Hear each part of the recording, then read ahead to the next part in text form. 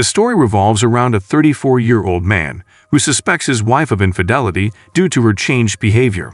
Financial struggles, her altered appearance, and evasive actions fuel his suspicions. After hiring a private investigator, he discovers explicit messages confirming her affair with a wealthy coworker. Seeking revenge, he orchestrates a public humiliation for her at her workplace. As the divorce finalizes, he focuses on personal growth and eventually finds love again, emphasizing the importance of resilience and self-love. We begin the story today. I'm a 34-year-old man, and I've been married to my wife for 2 years. We've been together for about 5 years in total. Lately, things have been tough for us financially, and I've had to take on extra shifts at work to make ends meet. As a result, I haven't been able to spend as much time with my wife as I used to, and now I can't shake the feeling that she might be cheating on me. One thing that's been bothering me is her sudden change in style. She started dressing differently and pays a lot more attention to her appearance, even for mundane tasks like grocery shopping. We've always been low-maintenance people, so this change is raising some suspicion. I've talked to some friends about it, and they suggested that her change in appearance could be related to the fact that she recently had surgery. She had to remove a tumor from her breast, and our insurance only covered part of the costs. We're now struggling with the expenses, especially since she's on unpaid sick leave, making us heavily reliant on my income. I've been working extra to support us, but she's now back at work, so I reduced my hours to spend more time with her. Despite my efforts to be there for her, she seems to avoid spending time with me. Every time I enter a room where she is, she finds an excuse to leave. She's even started sleeping on the couch because she claims my snoring disturbs her sleep. While I do snore heavily, it's never been a significant issue in our relationship. When we first started dating, she used to want to be with me all the time. She would text me throughout the day, sharing everything she was doing. We didn't have much of a social life, so I tried to include her in everything I did. This drastic change in her behavior has left me feeling confused and concerned about the state of our relationship. When we first moved in together, we had a strong routine of sharing everything that happened while we were apart. I cherished this routine because it made me feel connected to her, and she couldn't keep her hands off me. She was always affectionate, constantly wanting to touch and kiss me. It was something I found endearing, even though I wasn't naturally a very physical person. However, for about 2 months now, everything has changed. She no longer shares things with me, and the physical affection has disappeared. She doesn't even seem excited when I come home anymore. There are times when I feel like she doesn't even acknowledge my presence. Initially, I thought her behavior might be due to the after-effects of her surgery and being cooped up at home. But even after she returned to work, things didn't improve. She started coming home late, which was unusual because she used to prefer coming home first, yet she planned to hang out with coworkers or attend a meeting. What alarmed me even more was the fact that she didn't bother to notify me when she'd be late. My suspicions escalated when she told me she was going to hang out with her coworkers after work one evening. It was surprising because she had never mentioned this before. As the evening grew later and I received no response to my texts and calls, I became genuinely worried. I decided to take action and went to the bar where they were supposed to meet, only to find her car in the parking lot but no sign of her inside. This situation has left me deeply concerned and confused, and I'm not sure how to proceed. Discovering my wife at the bar with another man was an overwhelming shock. After hours of worrying and searching for her, I couldn't believe what I was seeing. She seemed completely engrossed in conversation with the man, oblivious to my presence. It was clear that her initial surprise at seeing me was driven by guilt.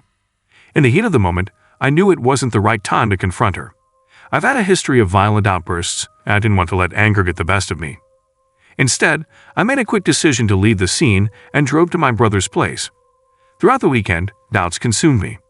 I spent a lot of time watching the house through security cameras, expecting her to leave or receive a visitor. But it didn't happen. She didn't leave the house, and no one came to visit except for the mailman. It left me wondering if there was a logical explanation for her behavior or if my suspicions were indeed warranted. I considered the fact that she hadn't taken advantage of my absence to go out with someone else as a potential sign of her innocence. But deep down, I knew that this alone wasn't enough to fully assure me of her innocence. My mind kept racing with other possibilities. Maybe she didn't know when I would be back and didn't want to risk getting caught in the act. Or perhaps her lover was out of town, making it impossible for them to meet during my absence. These thoughts continued to torment me. The next day, after she had left for work, I returned home and tried to gather my thoughts. I knew it was essential to address the situation head-on.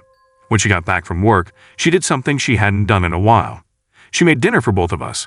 It was a seemingly sweet gesture, but it didn't erase the doubts I had. As we finished eating, I knew it was time to talk. I asked her to explain what had happened on that Friday night that had caused me so much worry. Her response was that she had decided to stay for more drinks and accidentally put her phone on silent, which prevented her from responding to my calls and messages. I couldn't help but feel skeptical about her explanation because I had physically checked the bar, and she wasn't there. It was during this conversation that she broke down crying. She confessed that she had been feeling down and had run into an old friend at the bar. When her coworkers had left, she and this friend had gone on a long drive and just talked. She admitted to being slightly drunk, and her friend had insisted on driving her around until she became more sober. I accepted her explanation at the time, but as I replayed the events in my mind, doubts continued to plague me. One detail that bothered me was that she didn't seem remotely drunk when I saw her, even though she claimed to have been tipsy. I knew from experience that it would take quite a bit of alcohol for her to get drunk, and it didn't add up. The following day after I returned from work, I couldn't shake these lingering doubts. I decided to have a more direct conversation with her. I asked her how many drinks she had consumed on that Friday night to get to the point of being drunk. Her response was that she didn't remember. It was at this point that I made up my mind not to let her make me feel bad about my suspicions. I decided to confront her outright and asked if she was cheating on me. She vehemently denied it and reassured me that she could never cheat on me. I wanted to believe her, so I chose to trust her words and let things be. However, the issues in our relationship have persisted. She still returns home late without informing me of her whereabouts, goes out frequently without sharing her plans, and we've had no intimacy for weeks. Our lack of physical closeness is particularly painful considering how intimate we used to be. Given the ongoing problems, I've been seriously considering suggesting couples therapy as a way for us to work through our issues and hopefully find a resolution together. Engaging the services of a private investigator was a significant decision, and the cost involved made me hopeful that it would bring some much-needed clarity to the situation. The thought of uncovering the truth was both nerve-wracking and reassuring. I needed to know what was really happening, and I was ready to invest, not just financially but emotionally as well, to get to the bottom of things. Over the past week, the private investigator diligently followed her, providing me with regular reports. Surprisingly, her behaviors seemed to be more innocent than I had initially thought. She never left work early, and when she did go out with her coworkers, she returned home promptly. It was a relief to hear these reports, and it began to ease my concerns. However, there was still one aspect of her behavior that struck me as odd. She consistently left her gatherings with coworkers only after everyone else had gone, and she appeared to consume a significant number of drinks, almost to the point of getting drunk. After a prolonged bathroom break, she would settle the tab and leave. While this didn't necessarily indicate infidelity, it raised questions about her actions and intentions. In light of the information I received from the investigator, I started to doubt whether she was actually cheating on me. I considered ending the investigation mainly because the financial strain it placed on me was becoming too much to bear. It seemed like a good time to shift my focus towards repairing our relationship. With the decision to halt the investigation, I made up my mind to suggest couples therapy. I needed to confront the issues we were facing and attempt to salvage our relationship. I realized that I had been wrong in my assumptions and wanted to give us a chance to rebuild our trust. When I approached her with the idea of therapy, she was initially reluctant. However, I poured my heart out to her, expressing how my trust had been eroded by her actions and how much I loved her. I emphasized that I didn't want her to push me away, and it was crucial for us to work through our problems together. During our therapy sessions, she accused me of not tending to her needs the way I used to, especially after her surgery. Her concerns were valid, and I recognized that I needed to make amends and show her the love and care she deserved. We embarked on a journey of self-improvement and mutual understanding, hoping that we could rebuild the bond that had been shaken by mistrust and doubt. The next morning, I noticed her unusual reaction to a notification on her phone, and it intensified my suspicions. Normally, she would promptly check any notification, but this time she casually swept it away.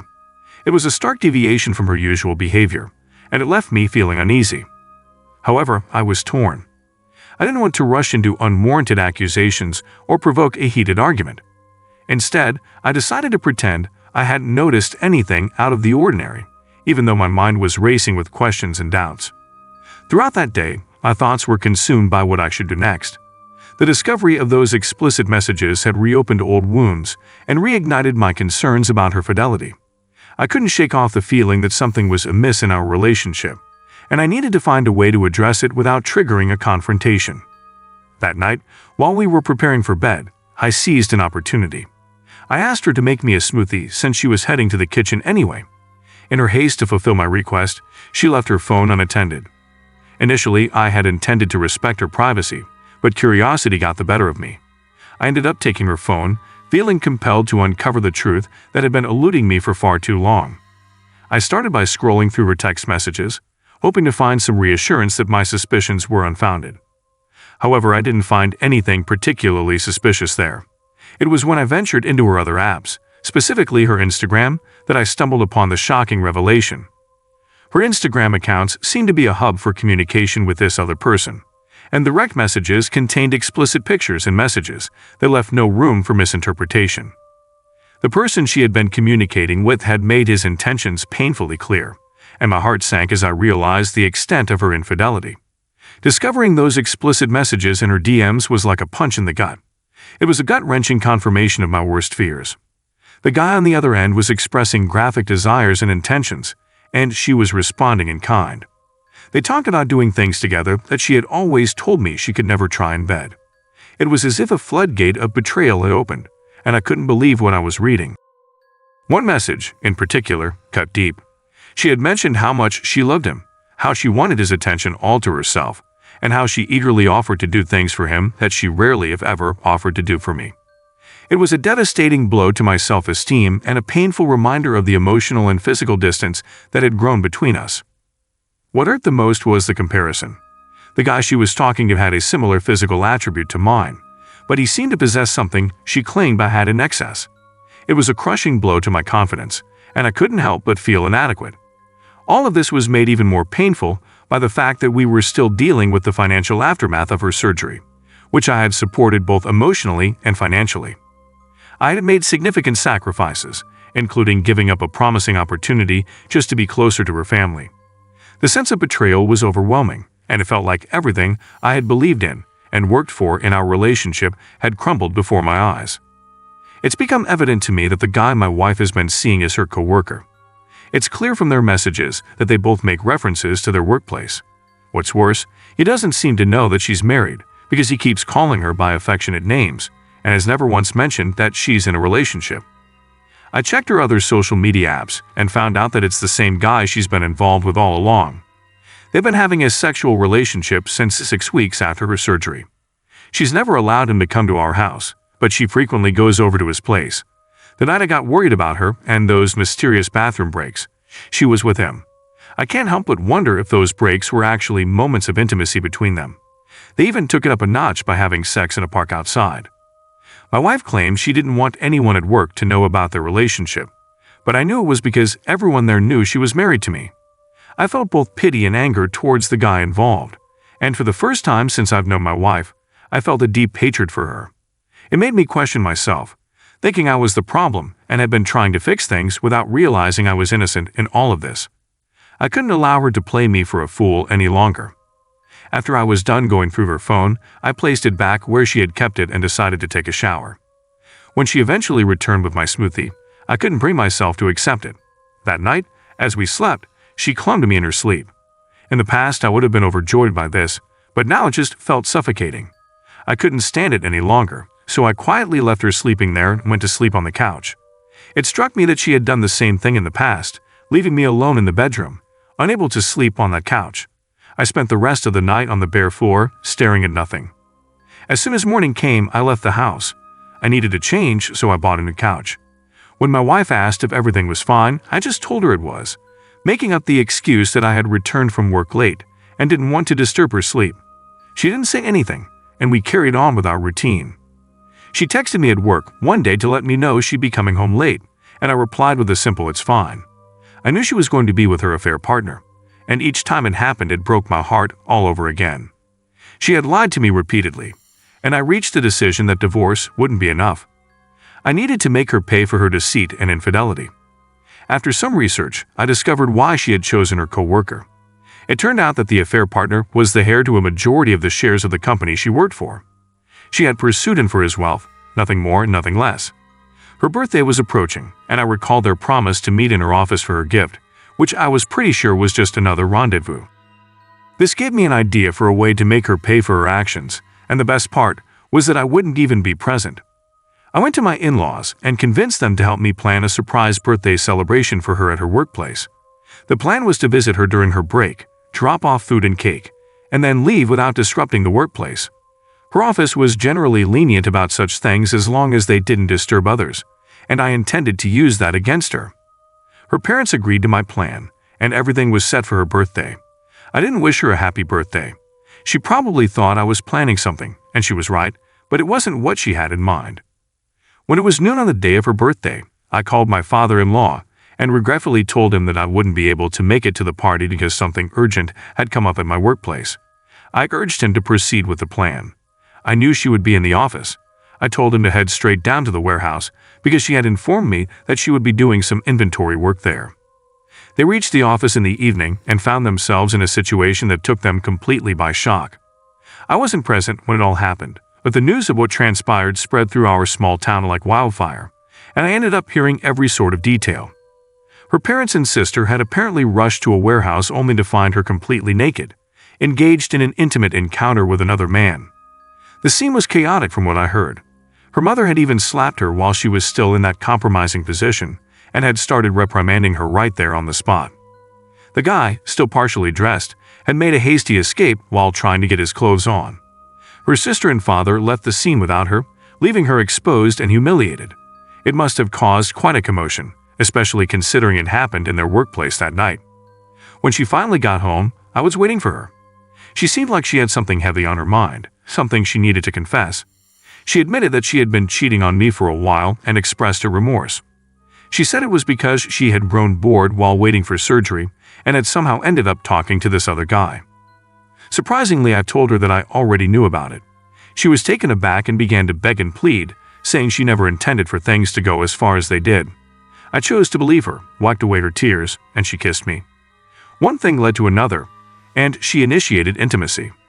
I went along with it even though it was meant to be the last one for the road. During that encounter, we tried out everything I had ever wanted to explore before, and she was more than willing to indulge me. However, I found it challenging to stay fully engaged, knowing that she had been with another man just hours before me. But I needed her to believe that things were okay. Afterward, she fell asleep, and I decided to complete a project I had been working on, packing up everything that belonged to her and getting it out of my house. I drove over to her parents' house and unloaded everything there before returning home. On the kitchen table, I left the divorce papers and a note, not expecting her to still be around when I got back that evening. It felt like the only way to seek some form of payback for the pain I had endured. Since then, she has been trying to reach out to me, but I took the step of getting a restraining order against her. As I sorted through the aftermath of that tumultuous night, her sister informed me that she had been suspended from her workplace due to the incident in the warehouse. It seemed like her actions had consequences, even if her partner managed to evade any repercussions due to his position. Yet, to my surprise, I later heard that even he wanted nothing more to do with her. I couldn't help but count the days until the divorce would be finalized, eagerly awaiting the moment when I could sever ties with her and move forward with my life. As time passed and the divorce proceedings continued, I began to focus more on healing and rebuilding my life. I realized that dwelling on the past and seeking revenge wouldn't bring me the peace and happiness I desired. Instead, I chose to prioritize my own well-being and personal growth. I started attending therapy sessions to help me process the emotions and scars left by the infidelity and the subsequent breakup. Through therapy, I gained valuable insights into myself and my past relationship, learning to let go of the bitterness and anger that had consumed me. Slowly but surely, life began to take a turn for the better. I reconnected with old friends and pursued new hobbies that brought me joy and fulfillment. The support of my loved ones played a crucial role in my recovery, reminding me that I was not alone in this journey. As the divorce was finally finalized, I felt a sense of closure that allowed me to move forward with a newfound sense of hope and optimism. I knew that I deserved a happier and healthier future, free from the weight of the past. In time, I found love again, this time with someone who truly valued and respected me. Together, we built a strong and loving relationship based on trust and mutual understanding. The painful chapter of my life had come to a close, and I was grateful for the lessons it had taught me. The past was behind me, and the future held the promise of happiness, growth, and a fresh start. Dear listener, if you have reached this far, please consider subscribing to our channel, as it helps and motivates us to continue our work. As I reflect on my journey, I understand the importance of self-love and the resilience of the human spirit. While the pain of betrayal and heartbreak was undeniable, it was through facing those challenges that I discovered my own strength and capacity for growth. Life is a continuous journey of learning and evolving, and with each experience, we have the opportunity to emerge stronger and wiser. If you find yourself facing difficulties in your own life, whether it be in matters of love, relationships, or personal challenges, I encourage you to seek support and prioritize your mental and emotional well-being. It's never easy to navigate the complexities of the heart, but with time, patience, and self-reflection, healing is possible. May you find the strength to overcome your own challenges and embrace the opportunities for growth and happiness that lie ahead. Remember, you are not alone, and there is always hope for a brighter tomorrow. Thank you for being a part of this journey.